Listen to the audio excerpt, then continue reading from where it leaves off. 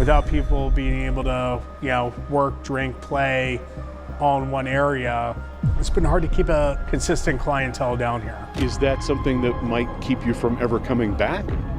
Maybe, yes. Probably. Las Vegas is facing a disturbing reality that most people outside the city have no idea is happening. Casino employees are not waiting for answers or support.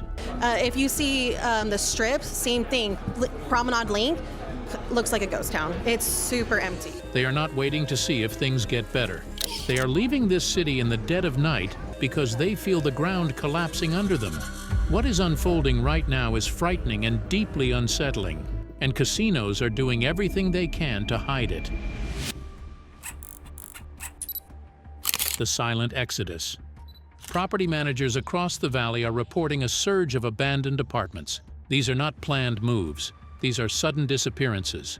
The front door is left unlocked. The lights are still on. Cabinets are filled with food. Closets are full of clothes. Beds are unmade as if someone stood up and walked out without looking back. Some units still have pets inside because the owners were so desperate to escape that they could not take anything extra. This is not a normal downturn. This is a population fleeing as if the city has become dangerous to their survival. Rental truck offices cannot keep up. U-Haul locations blame it on regular travel patterns. But employees inside these offices are admitting what they see every day. Casino workers are booking trucks as fast as they become available and driving out of Nevada. Many head to Arizona where rent is lower. Others go to Utah, Idaho, or Colorado. Some are crossing into Mexico to stay with family until they can find a stable job. A recent dip in tourism is sending shockwaves through the Strip, and casino workers are feeling the hit firsthand. They are not moving for better opportunities. They are escaping because they know they cannot make it one more month in Las Vegas. Union representatives are quietly sounding alarms. The union says its members voted unanimously to approve the new contract. They admit that even during the 2008 recession, workers did not disappear at this speed. 8 News Now reporter Nick Summers sharing how this downturn is affecting the people behind the table. In 2025, entire sections of hotel staff vanish without warning. By the time workers walked off the job last November, they'd already been fighting for a new contract for over a year. Housekeeping departments lose 5 or 6 people at once. Bartenders and servers leave without telling anyone. Managers show up to work and discover that half their team has already moved out of the state. Families are leaving just as quickly. Parents are pulling their children out of Clark County schools. Teachers report 5 to 10 withdrawals every week from families tied to casino work. These parents explain that they cannot risk staying because they have no income at all. Some employees have gone 40 to 70 days without a single shift on the schedule. Thousands of hotel and casino workers in Las Vegas could walk off the job for the first time in more than 3 decades. The fear shows up online every day. Workers post messages that are blunt and heartbreaking. One wrote, "I'm done. Vegas is dead." Another wrote, "My casino cut my hours to 0. I'm leaving before I lose everything." These posts show real people who feel abandoned and trapped in a city that no longer allows them to live. Casinos are trying to cover this up. Managers are being told to avoid discussing staff turnover with reporters or even with other workers. They want to control the story and prevent panic. Meanwhile, emergency shelters report a growing number of people who still wear casino uniforms but sleep in cars because they have an income of 0. This is the new reality of the working homeless in Las Vegas. Well, recently, an executive order was signed permitting cities and states to take necessary measures to help move homeless people off the streets. But escaping the city is only one part of the nightmare. The workers who remain face something far darker. The Vegas labor trap. Casinos have created a system that keeps workers trapped. It is a system that appears legal on the surface but functions like a quiet punishment chamber. Workers are technically employed and appear active in the company records, yet they receive no real work and no real income. This setup has become one of the most frightening parts of the collapse because it leaves workers unable to move forward and unable to survive. On-call status was once a temporary position for extra help during busy shifts. Today it has become a weapon.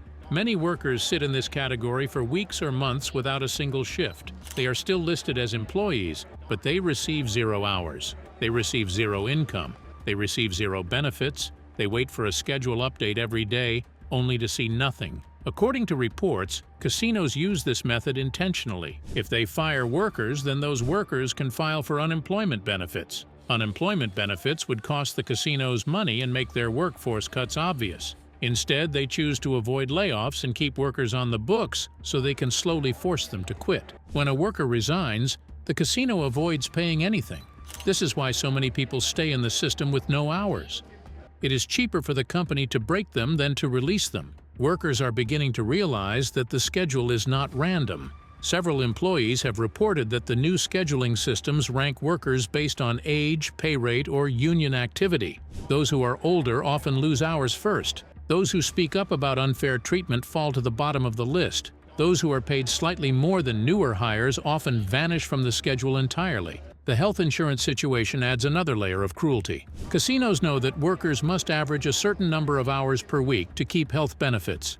The scheduling system forces workers just below that minimum. People with serious medical needs such as cancer treatment, diabetes medication, or pregnancy care suddenly lose their coverage while still employed by the same job that once provided it. The leisure and hospitality industry, where most of the jobs are, has seen several peaks and valleys over the last year. They have no hours and no insurance. They are expected to survive with nothing. Managers have been given strict instructions about language. They are told never to use the word layoff. They are expected to say that hours are being reduced because of business conditions or temporary changes. Workers hear the same phrases again and again. They know it is meant to block questions. It keeps the casino safe from legal responsibility while workers continue to suffer. Many employees also describe retaliation. If they ask about their missing shifts, their hours drop even further. If they complain to human resources, their name disappears from the roster. Some workers are removed from internal group chats, so they cannot ask for help or swap shifts. They lose all connection and slowly fade out of the workplace without a formal termination. Because workers are still listed as active, they cannot apply for unemployment. The system tells them they are still employed, so they are refused benefits. This traps them in a bureaucratic nightmare. They are not fired, they are not scheduled, they are not paid. They are forced to survive with nothing. This kind of limbo destroys people mentally. Workers wake up every morning hoping for a schedule update. They refresh the page again and again. Nothing appears. Another day passes without income. Another day passes without clarity. Many describe this experience as torture because there is no ending and no escape. Yet even those who still receive occasional shifts are not safe. The workers who do clock in face a different kind of collapse. The income collapse. For the workers who still receive shifts, the situation is not any better. It is in many ways even worse. They show up for work, they put on their uniforms, they stand on their feet for hours, and they still go home with almost nothing. Is to bend the playing cards. I'm going to show you an example of how the bad guys bend cards and play in a casino. This part of the collapse is one of the most heartbreaking because it destroys people who are still trying to hold on. They are doing everything right, yet they are sinking anyway. The biggest shock comes from the sudden drop in tips. Dealers and servers who once counted on dependable earnings now face nights where their tip money barely covers gas. Many workers openly say that their income has fallen by almost half. Some say it has dropped by more than half. A dealer who once made $500 in a single night now goes home with $120. A bartender who once made enough to support a family now leaves with just enough to buy groceries for a single day. These workers are not exaggerating. They know their numbers. They know exactly how far their earnings have fallen and how quickly their lives are collapsing. They give off tells. Just like a poker player is looking for tells, our surveillance people. Casino floors are also empty much earlier than before. In previous years, the crowd stayed until 3 or 4 in the morning. Now most of that activity is gone by 1:30. When the crowds leave early, the staff loses the hours when tips are normally the highest. Workers lose half their pay before the night is even over. They watch the casinos slowly empty, and they feel the panic rise because they know the rest of the shift will be a financial disaster. The pressure between workers is another frightening change. Bartenders and servers have started competing with each other for every customer who walks through the door. They rush to tables in hope of grabbing even one small drink order. They are not doing this because they want to. They are doing it because they need the tips from that one drink to get through the week. Staff who used to help each other now fight for the same scraps. The collapse has created a desperate environment inside the casinos. Many workers are still scheduled for normal hours, but the spending from guests has fallen so sharply that their earnings have dropped to almost nothing. New location, same warm welcome. and no one stops them from playing. A worker can clock in for a 30-hour week, but walk away with the same pay they once made from 6 hours. They feel cheated and humiliated. They do the full amount of work, but they have lost the income that once made that work worth doing. A rise in wage theft complaints has made everything even worse. Some casinos have been accused of shaving hours from time cards. Others pressure staff to clock out early to protect labor budgets. Workers are losing money in ways they cannot even track because these cuts are hidden behind internal systems that employees cannot challenge. Outside the casino floor, the collapse follows workers into every part of their job. Utility porters and cleaners are now given work zones that used to require several people. They sweep, scrub, lift, and haul non-stop until their bodies feel like they are breaking down. Many say they leave work shaking because the workload is so overwhelming. Some have fainted from exhaustion during shifts, and supervisors simply move the next worker into the spot. Operating as a team, the man at the right of the screen is working with the man at the top of the screen. Food workers face a different kind of cruelty. They are told to keep preparing full trays of food to maintain the appearance of abundance for guests. They watch perfectly good meals get thrown into the trash every single night, while managers warn them to reduce hours on the schedule instead of reducing food production. They are told to cut labor, which means cutting people, while thousands of dollars of food is thrown away untouched. Workers stand next to garbage bins filled with meals they cannot afford to buy, and they understand clearly that the company sees them as the easiest thing to eliminate when profits drop. But for thousands, even these meager shifts vanish completely, and what waits for them outside the casino walls is even more terrifying. Homeless while employed. Las Vegas is now home to a terrifying and heartbreaking sight that most tourists never see. The homeless population in this city is not made up only of drifters or people passing through. A shocking number of them are current casino employees. These are people who still wear uniforms. These are people who still show employee badges at the start of a shift. These are people who check their pay stubs and see the same line appear again and again. It says $0 earned for the entire pay period. They are working in name only. They are homeless in reality. Casinos, different than pretty much every other business in our company. It comes down to one word, really: regulation. Behind the bright lights of the Strip, there are tent camps stretching across empty lots and access roads. Workers set up small shelters made from blankets, cardboard, and broken tarps. They sleep beside highways and drainage tunnels because they cannot afford rent after months without steady hours. Some even keep their uniforms folded next to them so they do not get dirty before a shift. The public never sees these workers because casinos work very hard to keep them invisible. You'd be amazed what people do. Your grandfather sometimes is not the sweetest man you think he is.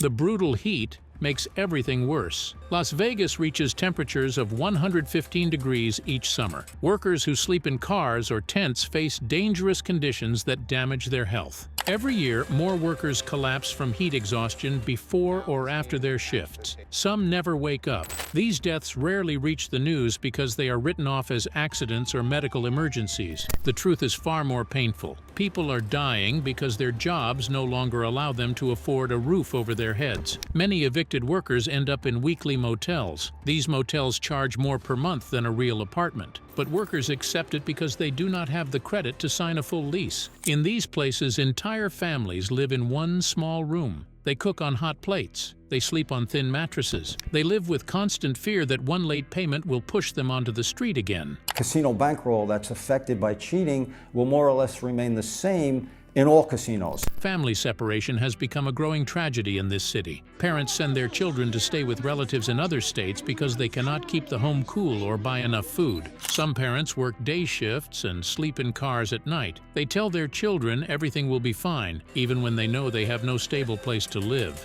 A disturbing number of workers now use casino bathrooms to wash up before their shifts. They brush their teeth in sinks used by guests. They change clothes in small stalls. This humiliating routine is never mentioned by executives who continue to claim the workforce is stable and healthy. Food banks near the Strip are overwhelmed. Workers in full uniforms stand in line next to each other. Kitchen staff, valets, dealers, and housekeepers all wait for basic groceries because they cannot afford to buy their own food. They finish their shift, walk out the back door, and stand in line for charity. So, is cheating casinos a victimless crime? Some workers are so desperate that they gamble their last $10. They hope for a small win that might give them enough money for a motel room. They hope for a miracle inside the same casinos that put them in this position. Eviction courts in Clark County cannot keep up. Judges move cases quickly because the line is endless. Workers are pushed out of their homes faster than they can find another job or another place to stay. And when people lose homes, income, and dignity, a darker crisis emerges. The breaking point. There is a level of suffering inside Las Vegas casinos that the public never sees. It takes place in employee hallways, locker rooms, and back corridors that guests never walk through. Workers are not only losing money, they are losing their mental stability. The emotional collapse inside these buildings is one of the darkest parts of this crisis, and casinos will do almost anything to keep it hidden. Emergency medical teams are being called more often to staff-only areas. EMTs report workers collapsing in hallways after panic attacks that leave them shaking on the floor. Some workers hyperventilate so badly they lose consciousness. Others suffer full breakdowns triggered by weeks or months with no income. EMTs describe situations where they arrive to find employees sitting against walls with their heads in their hands, unable to speak because their stress has become unbearable. There are also rising reports of attempted suicides. These calls are handled quietly and quickly, because casinos do not want guests to know what is happening behind the scenes. If you have a dispute, you go to your roof, and that casino's roof is Chechen mob. Casinos maintain strict control over internal documentation. Incidents involving workers are often scrubbed from logs. Managers delete or reword reports so they do not appear in official records. They do this to protect the casino's public image and prevent anything from damaging guest perception. Workers see this and understand what it means. Their suffering is something the company wants erased. Alcohol use among staff has become another hidden crisis. Workers keep small bottles in lockers or in bags to manage stress during shifts. Some drink in secret to calm their nerves because they cannot face their workload or their collapsing finances. Supervisors are told to handle these situations internally and avoid writing anything down. This keeps the problem out of public view and protects the casino from accountability. Prescription drug misuse has increased as well. Graveyard shift workers take stimulants to stay awake. Others take anti-anxiety medication just to walk onto the casino floor. These drugs are not being used for recreation. They are being used because workers are afraid they will break down if they do not take something to stay stable. Security guards see the emotional collapse up close. They report employees breaking down in guest areas because they can no longer hold their emotions in. Some cry uncontrollably in front of strangers. Others shake so violently they cannot continue working. Some faint from exhaustion because they are running on little sleep, poor nutrition, and non-stop stress. The guards are instructed to remove these workers from site as quickly as possible. Suicides linked to income loss, schedule collapse, and housing instability are beginning to surface in quiet conversations among staff. These tragedies never appear in public statements. Casinos refuse to acknowledge any connection between their employment practices and the deaths of their workers. Families are left to grieve alone while the companies continue to deny any fault. Inside human resources meetings, workers with emotional distress are discussed as risk factors. They are labeled as instability threats rather than people who need help. Their suffering is treated as a potential liability, not a human emergency. A culture of fear has taken hold. Workers are afraid to talk about their pain because speaking up often leads to retaliation. Those who raise concerns about their mental health see their hours cut even more. Silence becomes the only way to stay employed, even while collapsing inside. This growing desperation among workers has casino executives terrified. I chose January because that's when these casinos began the new earning period for their Players Rewards program. The panic inside boardrooms reveals an even darker truth about what these companies are preparing for next. Inside the corporate panic. Behind the scenes, executives in Las Vegas are no longer confident about the future of their own industry. They may appear calm during interviews and investor calls, but inside their offices they are preparing for a collapse they cannot publicly acknowledge. Documents, emails, and internal conversations all point to one disturbing truth. The people who run the casinos know the workforce is falling apart, and they are planning for a future that does not include most of their employees. Leaked internal emails reveal the first signs of panic. Executives warn each other that the labor supply is shrinking faster than expected. These warnings never appear in investor meetings or public reports because the companies cannot risk exposing the real danger. They know that the disappearance of workers threatens the entire structure of the casino business. Hiring freezes have quietly spread across the Strip. Casinos claim these freezes are normal seasonal adjustments, but insiders say that is not the truth. These freezes are part of a larger plan to slow down hiring so they can reduce staff without alerting the public. Positions that open up are not being filled, even when departments are understaffed. Managers are told to stretch the remaining workers as far as possible. There is also a disturbing new practice inside several major properties. Casinos are creating what workers call ghost schedules. On paper, certain shifts are filled. In reality, these positions are left empty. There is no worker assigned, and no one is hired to fill the gap. This tactic keeps staffing numbers looking stable while the actual workforce becomes smaller and smaller. Automation plans are accelerating as well. The industry once believed it would take until the 2030 to replace key jobs with machines. Now, automation is being fast-tracked for a 2025 and a 2026. First quarter 2025 was brutal. Convention attendance has been soft. Group bookings for 2026 are pacing behind. This includes automated check-in systems, robotic bartenders, machine-run table games, and digital customer service platforms. The rush to replace human workers shows how desperate casinos have become. They are preparing for a future where many jobs disappear permanently. Boardrooms are discussing what they call employee attrition strategy. This means executives are intentionally relying on workers quitting so they do not have to fire anyone. Firing workers would draw attention and lead to unemployment claims. If workers quit on their own, casinos avoid those costs. Some companies project that they can reduce their workforce by up to 40% through attrition alone. Executives are also afraid of potential lawsuits. If workers begin connecting the scheduling cuts, the lost benefits, and the intentional pressure to quit, casinos could face serious legal trouble. To avoid this, corporate leaders hide decisions behind vague phrases, such as operational changes or business optimization. They hope this language will keep workers confused long enough for the transition to be completed. But the most shocking truth is not what executives are planning. It is what their actions have already set in motion. The real collapse is not happening inside casino boardrooms. It is happening across the entire city. The real reason Las Vegas is dying. The collapse of Las Vegas is happening in a way that most people do not expect. The popular belief is that the problem began when tourists stopped coming. That belief is wrong. The truth is far more frightening. The workers who kept the city running left first, and their disappearance triggered a chain reaction that the casinos never planned for and cannot stop. Tourists respond to these changes more quickly than casinos expect. If you've been visiting Las Vegas for years, you've probably noticed a change that's gradually taking place across many casino floors. They complain that the service is no longer worth the money. They say the city feels empty and broken. They feel ignored because there are not enough workers to provide the hospitality that once made Las Vegas famous. When service falls apart, people simply stop coming. This is why the drop in visitors is not the cause of the crisis. It is the result of a labor system that collapsed from the inside. At the same time, casinos are still showing profits from gambling. This creates a dangerous belief among executives. They begin to think they can operate with very few employees. They see that wealthy gamblers continue to spend money even when service quality falls. They misread this temporary survival as a long-term solution. This belief blinds them to the larger problem waiting outside their doors.